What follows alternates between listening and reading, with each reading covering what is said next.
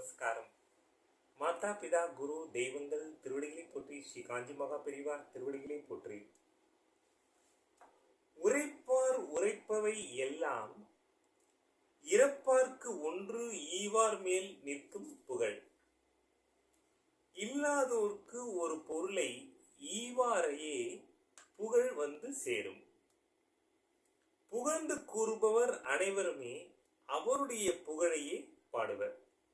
வள்ளுவர் பெருமானின் அறநெறிகளை பின்பற்றி வாழ்க்கையில் நாம் முன்னேறுவோம். ஸ்ரீ காஞ்சி மகா பெரியவா அருளிய தெய்வத்தின் குரல். ஞானியே உள்ளது உள்ளபடி இந்த உலகத்தை பார்க்கிறான். ஒரு ஞானியால் தான் இந்த உலகத்தில் உள்ள உலகத்தில் நடப்பவை உலகத்தில் இருப்பவை எல்லாம் மாயை என்று உணர்ந்து கொள்ள முடியும். நாம் பக்தியால் அந்த நிலையை எட்ட வேண்டும். ஒரே சர்க்கரையினால் பல பொம்மைகள் செய்திருப்பது போல் ஒரே பிரம்மம் இத்தனையும் ஆகியிருக்கிறது. சர்க்கரையினால் பாகற்காய் பொம்மை செய்து வைத்திருந்தால் விஷயம் தெரியாத குழந்தை அது கசக்கும் என்று ஓடிப்போகும். கசப்பு வஸ்துவாக தோன்றுகின்ற அதுவும் உண்மையில் மதுரமான சர்க்கரைதான். உலகம் எல்லாம் ஆனந்தமயமான பிரம்மம் ஒன்றே என்று ஞானி அறிவான்.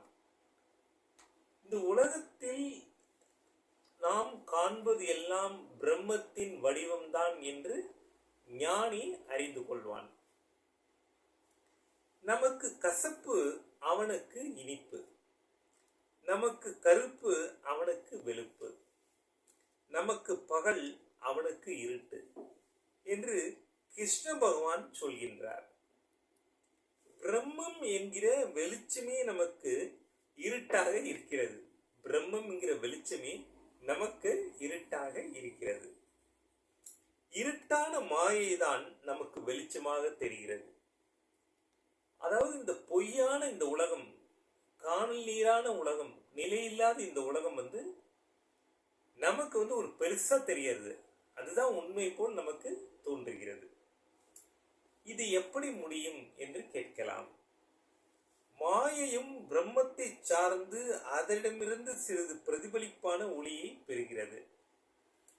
இந்த குறைந்த ஒளிதான் நம் குறைந்த அறிவிற்கு எட்டுகிறது. சுமாரான வெளிச்சத்தில் தான் புஸ்தகத்தின் கருப்பு எழுத்துக்கள் தெரியும். ஜொலிக்கின்ற வெளிச்சத்தில், ஜொலிக்கின்ற சூரிய வெளிச்சத்தில் நேரே புத்தகத்தை பிரித்தால் எழுத்து ஒன்றும் தெரியாது.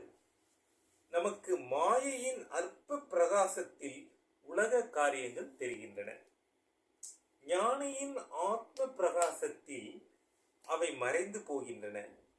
ஞானியின் பகல் நமக்கு இரவு என்பதன் அர்த்தம் இதுவே. நாம் பக்தியோடு நமது மனதினில் பக்தியை வளர்க்க வளர்க்க இந்த உலகம் முழுவதும் ஒரு மாயை என்பதை நாம் அறிந்து கொள்ளலாம். இதன் அடுத்த பகுதியை நாளை காணலாம். ஜெய்ஹிந்த், வந்தே மாதரம், பாரத் மாதா கி ஜெய்.